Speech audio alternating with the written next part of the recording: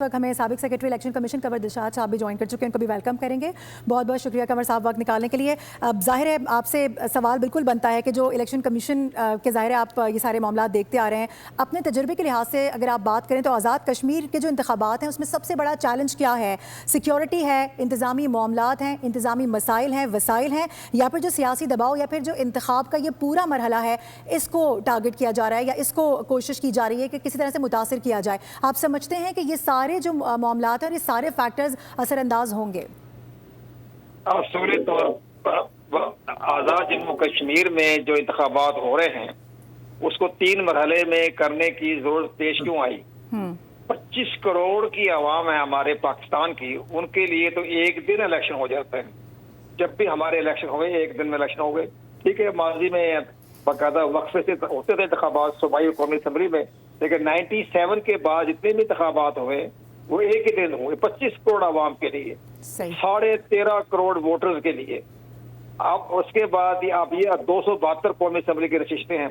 अब यहाँ ये नजर आ रहा है कि एक छोटा सा खिता है 4,500 मरबा मील पर मुश्तमिल है और 2.5 जिलों पर इसका सारा दारुल मदार है।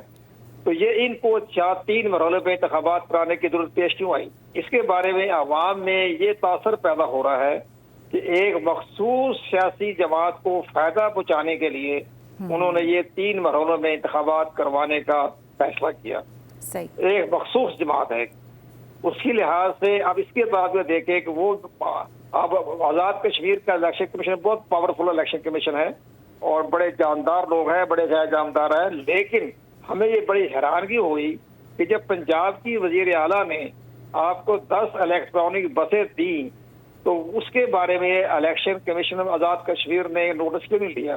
जब इंतखाबात हो रहे हैं तो आपने वोटरों को पैकेज दे रहे हैं या लालच दे रहे हैं, तरगीब दे रहे हैं, तो आप अपनी तरफ माइल करने के लिए आप तो अपने गाड़ियां दे रहे हैं या डेवलपमेंट के ऐलानात कर रहे हैं, ये तो ज़ाब्ता इखलाक की खिलाफ वर्जी है। हमारा जो पाकिस्तान का जो इलेक्शन कमीशन का जो ज़ाब्ता इखलाक है वो बड़ा सख्त है। उसमें सख्त पाबंदी लगी होती है कि आपने कोई किसी किस्म की डेवलपमेंट के बारे में बात नहीं करनी और बिजली के खंभे नहीं फेंकने वहाँ। लेकिन यहाँ तो उन्होंने सब कुछ कर दिया। आज़ाद कश्मीर के इलेक्शन कमीशन ने खामोशी इख्तियार की हुई है। तो ये हालात को देखते हुए अब ये ठीक है, हमारे दोस्त अहमद मलाल ने ठीक बात कही है कि सारी बातें होती है इंतजामी अमूर के ऊपर।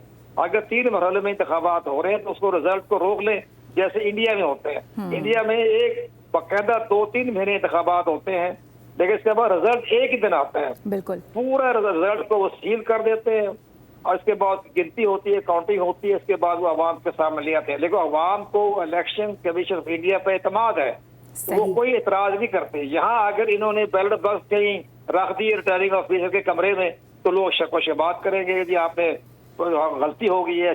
यहाँ तो बैंक के लॉकर महफूज नहीं है, रिटर्निंग ऑफिसर के पास ये बैलेट बॉक्स कैसे महफूज होंगे? बिल्कुल आप सही कह रहे हैं साहब, सॉरी टू इंटरप्ट यू।